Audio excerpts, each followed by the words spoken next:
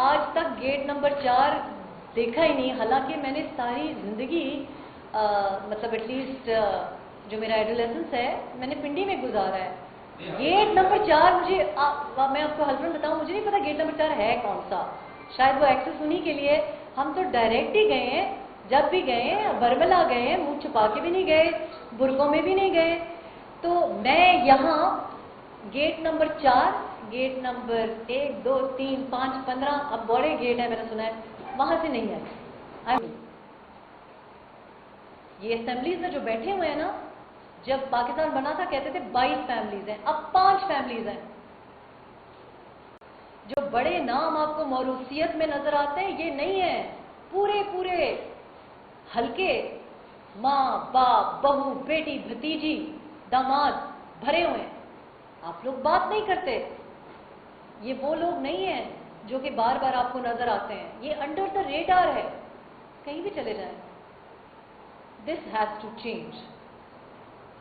اور جو پسا ہوا طبقہ ہے جو میجورٹی میں نہیں ہے اس کو ہم موب بیہیویئر سے کرش نہیں کر سکتے. یہ ہمارے دین کی تلقین ہی نہیں ہے. یہ سب سوچ کے میں تمام یہ جو ایک بڈھے بابے ہیں ان کو ریپلیس کرنے کی نیت بنا کے آئی.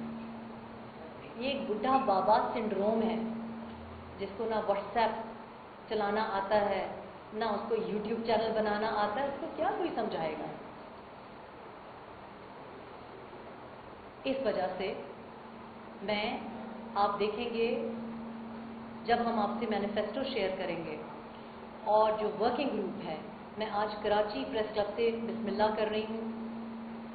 نوجوان جو نسل ہے اس کے ساتھ یہ ورکنگ گروپ ہم نے بنائے ہیں.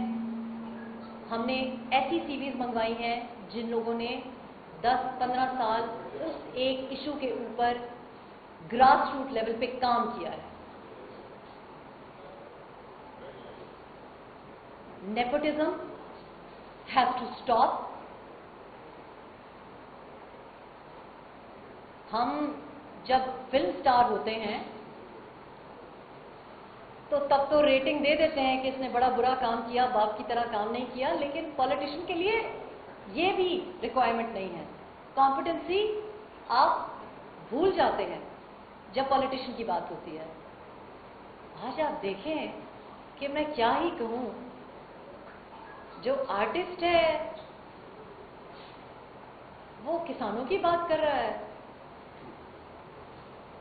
اور چمچہ مجسمے بنا رہا ہے. یہ ہو کیا رہا ہے پاکستان میں؟ میرے پاس تو الفاظ ہی نہیں ہیں ٹو ڈسکرائب کہ یہ پاکستان میں چل کیا رہا ہے. آج میں آپ کے ساتھ نام شیئر کر رہی ہوں. انشاءاللہ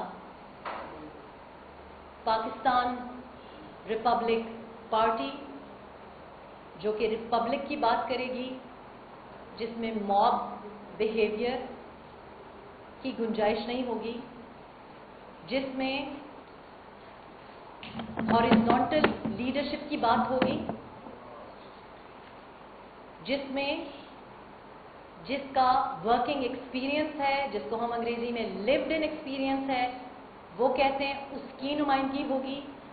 ون آف دا کی فیچرز جو ہمارے مینیفیسٹو میں جس پہ ہم نے فوکس کیا ہے وہ یہ ہے کہ اگر آپ اپنے حلقے میں نہیں رہتے، اگر آپ کی مین ریزیڈنس آپ کے حلقے میں نہیں ہے تو آپ پیراشوٹ کر کے کسی اور حلقے سے کنٹیسٹ کرنے کی اجازت آپ کو نہیں ملنی چاہیے. آپ 4 حلقوں سے کھڑے ہونے کی اجازت جو آپ نے لے لی ہے یہ ختم ہونی چاہیے. لا اور یہ کی ادارے ہیں، یہ کی ایریاز ہیں، سیکٹرز ہیں. یہاں ہماری خواتین کو محفوظ اور کمپلیٹلی میرٹ بیسڈ ریپرزنٹیشن کی ضرورت ہے. جب تک آپ کی آدھی آبادی کی سے ہی نہیں ہوگی تو ہم لاز کیسے بنا سکتے ہیں؟ ایسا نہیں ہو سکتا کہ آپ بجٹ اور لاز پوری پاپولیشن کو कंसल्ट किए बगैर लागू कर दें लोगों पे। You must take them into consultation. ऐसा नहीं हो सकता कि फाइनेंस मिनिस्टर साहब जब हम शटर डाउन का ऐलान करते हैं वो उसके बाद कराची पहुंचते हैं और फिर मधु कर लेते हैं इस्लामाबाद। होना तो ये चाहिए कि स्टेक होल्डर को पहले ऑन बोर्ड लें, पहले पूछें उनसे ई कॉमर्स के क्या मसाइल हैं, पूछें जरा बाइकिया कौन आजकल चला रहा है, देखें तो सही कि मीडिया के क्या हालात हैं। बाद में कंसल्टेशन हो जब कोई स्टैंड ले, और मैं स्टैंड लूंगी, उन बातों पे स्टैंड लूंगी जिनका मेरे साथ कोई डायरेक्ट इंटरेस्ट अटैच ना हो। मेरी इंडस्ट्री नहीं है, मेरी किसी कराची की मार्केट में दुकान नहीं है, मुझे समझ नहीं आ रही, और फिर वो मुझे समझाते हैं कि जाहिर है लोगों ने इसी मुल्क में रहना है, बिजनेस चलानी है। तो मैंने हमेशा बिलीव किया है कि वो बात जो और लोग नहीं कर सकते मैं कर सकती हूँ। आपको पता है मैंने हमेशा टक्कर ली है। इफ़ आई थिंक कि ये मेरे ज़मीर और मेरे अल्लाह पाक के हुजूर में सही बात है तो मैं वो बात करूँगी। सवाल मेरा नाम नवाब अली शाह है और मैं पीटीपी न्यूज़ से हूँ। ये बताएंगे, एक तो आपने 30 साल की बात की, ये पिछले 30 साल जिन्होंने मुल्क को लूटा है उनके लिए आपकी क्या पॉलिसी होगी? दूसरा ये कि पाकिस्तान में सियासत जो है वो पैसे का काम है, तो आपको आपकी पार्टी को फंडिंग किस तरह होगी और उसका क्या तरीका होगा? बहुत अच्छा सवाल आपने किया है। देखिए बात यह है कि जो पिछले 30 साल होता रहा, मैंने आपको कहा पिछले 30 साल जो होता रहा है वो आपसी में पूरे हैं, एक दूसरे को वो उनके शौक है एक दूसरे को घसीटने का, कभी कोई किसी का एसी निकालता है, कभी कोई किसी का। I am not interested in that. I don't think that is, I have nothing to do with that. उनसे उम्मीद भी करना, फंडिंग बहुत की क्वेश्चन है। एंड यू सी ये बहुत इंपॉर्टेंट है कि जो चीज़ आप बाहर मुल्कों से सीखते हैं, अच्छी बातें बाहर मुल्कों से सीखनी चाहिए। हम गलत बातें ही सीख के आते हैं। Funding is very important, but funding has to be transparent. Funding also has to be कि अगर कोई शख्स, कोई लड़का, कोई नौजवान, कोई खातून जिसके पास फंडिंग नहीं है और अगर वो मेरिट रखता है, उसकी फाइनेंसिंग करना ज़रूरी है, एंड दैट इज़ की। लेकिन एट द सेम टाइम एक कैप होना भी बहुत ज़रूरी है। बाहर मुल्कों में कैंडिडेट्स की फंडिंग के ऊपर एक कैप होता है। आई थिंक कि यूके में 10,000 पाउंड से ज़्यादा आपका फुल एक कंस्टिट्यूंसी का कैप है।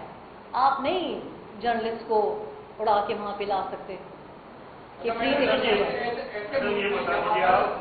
किसको बनाना है, फैसले कहीं और होते हैं। यहाँ तक कि सूबाई वजीरों के लिए एनओसी कहीं और से ली जाती है, तब जाकर वो वजीर बनते हैं। आपको लगता है कि ऐसे मुल्क में जो है आपकी पार्टी आगे जाएगी और पार्लियामेंट तक पहुँचेगी और आपके वज़ीरा बनेंगे? देखो बात यह है कि मैंने ना हमेशा नियत की है और मैं सोच लेती हूँ और मैं समझती हूँ कि अगर आपकी डिटर्मिनेशन हो ना, यू मेक थिंग्स हैपन। देखो ना आज मैं यहाँ बैठी हूँ, तुम्हें पता है बाकी लोग कहाँ बैठे हैं, तो मैंने तो नहीं कभी किसी का ऑर्डर सुना। ये और बात है कि मैं डिप्लोमेसी की कायल, आप लोग सब मुझे जानते हैं, मैंने आज तक किसी मुलाजिम के साथ भी बदतमीजी नहीं की। I genuinely want things to work। और मैं आपको ये भी बताऊं कि जब मार्केट में है ही अवेलेबल दूध पत्ती, तो कोई कॉफ़ी कैसे पिएगा? कॉफ़ी आपको इंट्रोड्यूस करनी पड़ती है। तो मैं तो ट्रेंड सेट करने में बिलीव करती हूँ, ट्रेंड फॉलो करने में बिलीव नहीं करती। And you must also realise कि जर्नलिस्ट आपके माशरे से निकले हैं, ये बेचारे पॉलिटिशियन तो नहीं कहना चाहिए, पपेट्स आपके माशरे से निकले हैं। आपने उनको कोई नौकरी दी नहीं, राइट पर्सन को राइट जॉब नहीं था। हो सकता है कोई कुछ बनना चाहता हो, नहीं आपने उसको कहीं एडमिशन दी, तो जो बेरोजगार था उसको